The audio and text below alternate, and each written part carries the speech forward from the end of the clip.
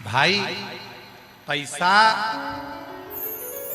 पैसा तो एक वैश्या के घर में भी होता है, पैसा तो एक पापी के घर में भी होता है, धन तो एक वैश्या के घर में भी होता है, धन तो एक पापी के घर में भी होता है, धन तो एक गलत काम करने वाले व्यक्ति के घर में भी होता है, पर उसका धन कभी ना तो शिव महापुराण में लग पाता है, उसका धन ना कभी शंकर के भंडारे में लग पाता है, उसका धन ना कभी की भूखे के भोजन में ना प्यासे के पानी में लग पाता है।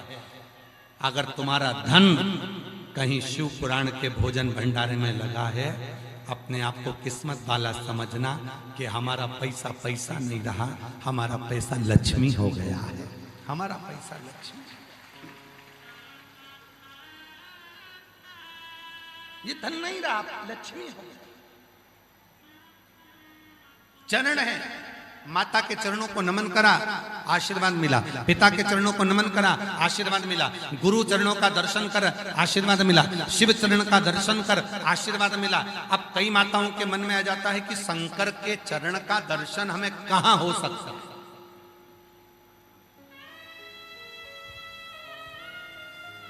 शिव के चरण का दर्शन हमें कहां हो सकता है, भगवान शंकर के चरण का दर्शन हमें कहां।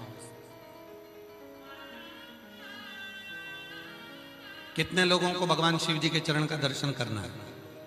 हाथ उठाओ जरा। सबको करना है शिव जी के चरण का दर्शन? बस तो फिर यहां से जाते जाते कर लेना। कहां होगा? किसी बेलपत्र के पेड़ के नीचे जाना, उसकी जड़ का दर्शन करना मेरे शंकर के चरण का दर्शन है। किसको माता पार्वती का दर्शन करना है? बेलपत्र के वृक्ष के मध्य भाग का दर्शन करिए, डाली का, मेरी मां जगत जननी का दर्शन है। किसको भगवान गणेश का दर्शन करना है? किसी बेलपत्र के वृक्ष के नीचे जाइए, उसकी जो डालियां बाहर निकल रही है उस डाली का दर्शन करिए, भगवान श्री गणेश का दर्शन होगा।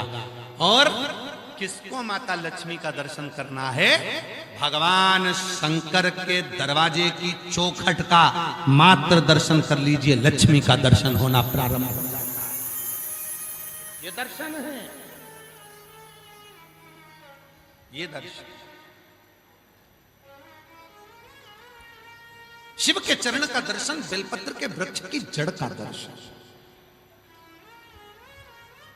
आप सभी के घर में बेलपत्री का पौधा होगा, गमले में लगा होगा, छोटा होगा, किसी के घर में बड़ा होगा, किसी के घर में छोटा होगा। उस बेलपत्री के वृक्ष के जड़ में आप दर्शन करिए।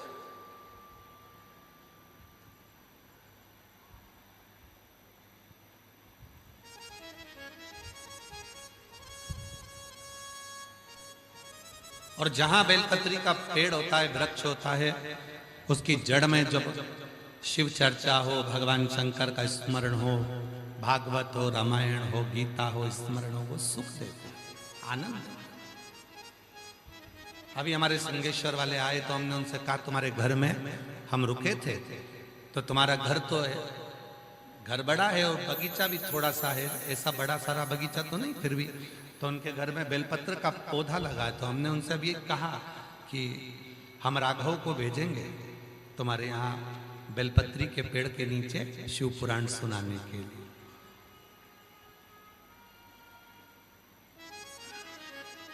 शिव पुराण का